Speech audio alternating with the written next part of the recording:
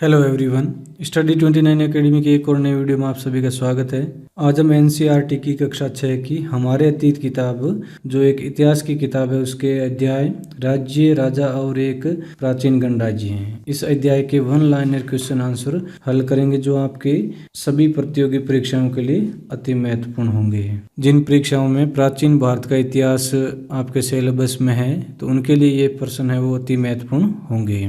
तो इन प्रश्नों को समझने के लिए वीडियो को शुरू से लेकर अंत तक देखें और अपना कोई सुझाव हो तो कमेंट बॉक्स में जरूर लिखें। तो हमारा पहला प्रश्न है, उत्तर वैदिक ग्रंथों की संख्या कितनी है? तो यहाँ पर हमें उत्तर वैदिक जो ग्रंथ है उनकी संख्या बतानी। तो उत्तर हो जाएगा इसका 3। सामवेद, यजुर्वेद व अथर्ववेद, ये तीनों उत्तर वैदिक ग्रंथ कहलाते हैं। प्रश्न संख्या 2, पुरोहितों द्वारा लोगों को कितने वर्णों में विभाजित किया गया था?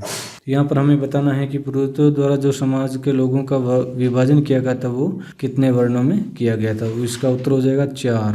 ब्राह्मण, क्षत्रिय, वैश्य तथा शूद्र, ये 4 वर्ण बनाए गए थे। प्रश्न संख्या 3, उत्तर वैदिक काल में कृषकों द्वारा दिया जाने वाला फसल का 1/6 हिस्सा क्या कहलाता था? तो राजाओं को जो कृषक अपनी फसल का कुछ हिस्सा देते थे उसको हम भाग कहते थे। ये एक प्रकार का टैक्स था, एक प्रकार का कर था जो किसानों द्वारा राजा को दिया जाता था। प्रश्न संख्या 4, मगध जनपद से कौन कौन सी महत्वपूर्ण नदियां बहती है? तो इसका उत्तर हो जाएगा गंगा व सोन।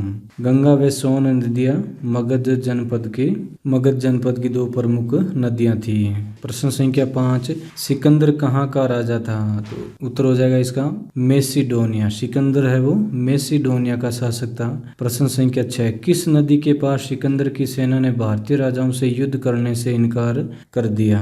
तो सिकंदर है वो मैसिडोनिया से निकलता है विश्व विजेता बनने के लिए, लेकिन जब वह भारतीय राजाओं से युद्ध करने की बारी आती है, व्यास नदी, इसका उत्तर होगा व्यास नदी। व्यास नदी के पास जब सिकंदर की सेना आती है तो इसके सैनिक भारतीय राजाओं से युद्ध करने से मना कर देते हैं, इनकार कर देते हैं। प्रश्न संख्या 7, मगध की प्रारंभिक राजधानी कौन सा नगर था? तो इसका उत्तर हो जाएगा राजगृह। ये मगध की प्रारंभिक राजधानी थी। प्रश्न संख्या 8, राजगृह के बाद मगध की राजधानी कौन सा नगर बना?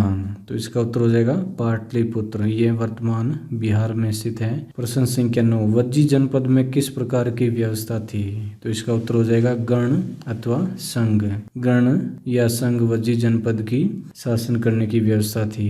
प्रश्न संख्या 10, वैशाली किस राज्य की राजधानी थी? तो इसका उत्तर हो जाएगा वज्जी। वज्जी जो जनपद था उसकी राजधानी वैशाली नामक शहर था। प्रश्न संख्या 11, जिस यज्ञ में शक्तिशाली राजा द्वारा घोड़ा छोड़ा जाता था वह क्या कहलाता था? तो इसका उत्तर हो जाएगा अश्वमेध यज्ञ। इसमें जो ताकतवर राजा होता वो अपने घोड़े को खुला छोड़ देता और दूसरे क्षेत्र में भी जहां पर भी वो घोड़ा जाता, अगर कोई राजा उसको रोक लेता तो उसको उस शक्तिशाली राजा से युद्ध करना पड़ता, अन्यथा ये मान लिया जाता कि वो राजा, जिस राजा ने घोड़ा छोड़ा है, उसकी अधीनता स्वीकार कर लिया है। तो ये एक प्रकार का यज्ञ था जिसका नाम था अश्वमेध यज्ञ।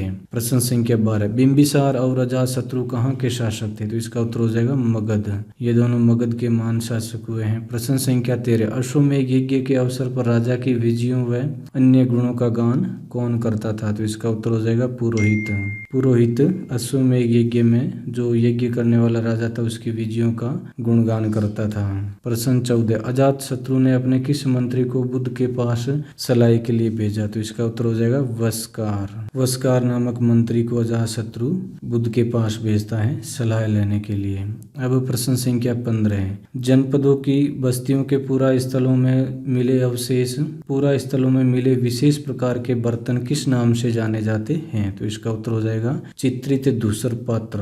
इन मिट्टी के बर्तनों पर सरल रेखा या ज्यामितीय आकृतियां बनाई जाती थी विभिन्न प्रकार की, और इनको चित्रित धूसर पात्र कहा जाता था। इस प्रकार इस वीडियो में हमने राज्य, राजा और एक नया गणराज्य, इस पाठ के महत्वपूर्ण बिंदुओं को वन लाइनर क्वेश्चन के आधार पर समझा है। अगले वीडियो में हम अगले पाठ को समझेंगे। वीडियो अगर उपयोगी लगा तो इसको लाइक करें और अपने दोस्तों में शेयर करें। चैनल पर पहली बार आए तो चैनल को सब्सक्राइब कर ले ताकि आने वाली वीडियो की नोटिफिकेशन आपको समय पर मिल सके। वीडियो को पूरा देखने के लिए आपका बहुत बहुत धन्यवाद।